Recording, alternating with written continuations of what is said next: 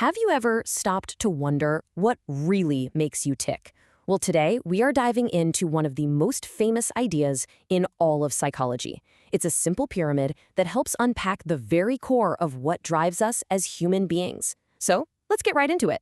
It's a question that pretty much every boss, parent, or teacher has asked themselves at some point. Why do we do the things we do? Why are some of us chasing money while others are chasing meaning?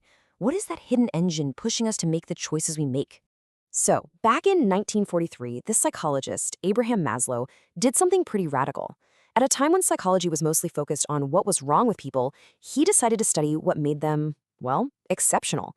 He looked at healthy, high-achieving people to figure out what was working, and that led to a theory that totally changed how we see ourselves.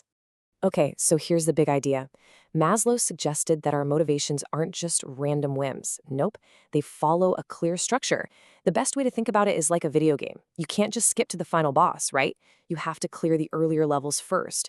He called these foundational needs prepotent, which is just a fancy way of saying they totally dominate our attention until we get them sorted out. So, what exactly are these levels? Let's take a little journey up the pyramid together, starting from the absolute basics of survival and climbing all the way to the peak of human potential. Right at the very bottom, the foundation of literally everything else are our physiological needs. These are the things that, simply put, we cannot live without. I mean, think about it. If you're starving, you're not sitting around thinking about your creative legacy. You're thinking about where your next meal is coming from. It's that simple. These needs are the most urgent, the most primal. In the modern world, this translates directly to things like a living wage, the ability to put food on the table and have a safe place to sleep. Okay, so once we can breathe and eat and sleep, what's next? Well, we need to feel safe. Our brains are hardwired to seek out order, predictability, and control. This is all about our need to feel like the ground isn't going to just crumble underneath our feet. It's having a stable job, living in a safe neighborhood, having some savings, having health insurance, that safety net. Without that feeling of security, we can get stuck in a constant state of anxiety, and it's almost impossible to focus on anything else. Moving on up, once we're fed and we feel safe, our social nature just completely takes over. We are fundamentally social, tribal creatures. We have this deep, deep need to connect with other people. And this is about so much more than just having people around.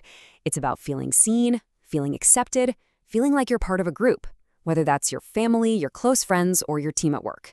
This is exactly why loneliness, which is a huge issue today with things like remote work, can be so damaging to our well-being and even our performance. All right, so you found your tribe. You belong. But that's still not enough, is it? Next up, we need to feel valued by that group, and that brings us to the level of esteem. Now, Maslow made a really important distinction here that's easy to miss. He said esteem has two sides. First, there's the respect you get from others. Things like public recognition, getting a promotion, someone telling you good job. But just as important, if not more so, is self-respect. That's that internal feeling of competence, of knowing you're good at what you do, of being confident in your own abilities. Because while praise from others is great, that deep, lasting confidence, that's built from the inside out. And here we are. We finally arrived at the very peak of the pyramid, self-actualization. This is quite simply the drive to become everything that you are capable of becoming. What's so cool about this level is that it looks completely different for every single person. For an artist, it might be creating a masterpiece. For a scientist, it could be a breakthrough discovery. For a parent, it could be raising thoughtful, capable kids. At its core, it's about lining your life up with your deepest values and using your unique talents to make a contribution. So, look, this isn't just some abstract theory to memorize. It's actually an incredibly powerful tool for understanding people. Let's look at how you can use this as a practical guide for motivating your team, especially in a work setting. This table just nails why a one-size-fits-all approach to motivation is doomed to fail. If you've got a recent grad who's drowning in student debt, talking about meaningful work just isn't going to land. They need a good salary and job security first. But for that senior expert who's already financially secure and respected, another small raise probably won't move the needle much. They're likely looking for a sense of purpose, the freedom to lead their own projects, and a chance to leave a real legacy.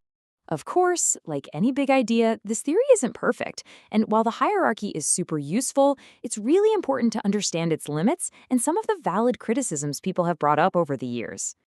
Maybe the biggest critique is that it has a strong Western bias. This idea of self-actualization as the ultimate goal for the individual is a very powerful theme in cultures that value individualism.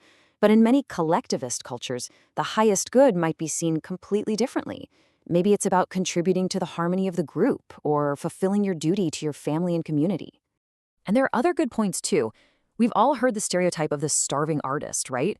That's a perfect example of someone who's clearly prioritizing self-actualization over their more basic needs.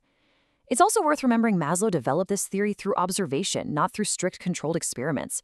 So the real takeaway here is to see this as a powerful framework, a fantastic map for understanding what drives people, but not as a rigid scientific law. So where does all this leave us? Well, it leaves us with a really profound tool for understanding not just other people, but ourselves. It's like having a map of our own potential. This quote from Maslow himself just gets right to the heart of it all. That deep desire to grow, to contribute, to become the best version of ourselves. He argued that's not some luxury, it's a fundamental human need. It's the engine that's always pushing us to become more than we are today. And so I'm going to leave you with a question to think about. If you look at your own life right now, your job, your relationships, your personal goals, what's the main need that is driving you? Because figuring that out, that's the first step on your own journey up the pyramid.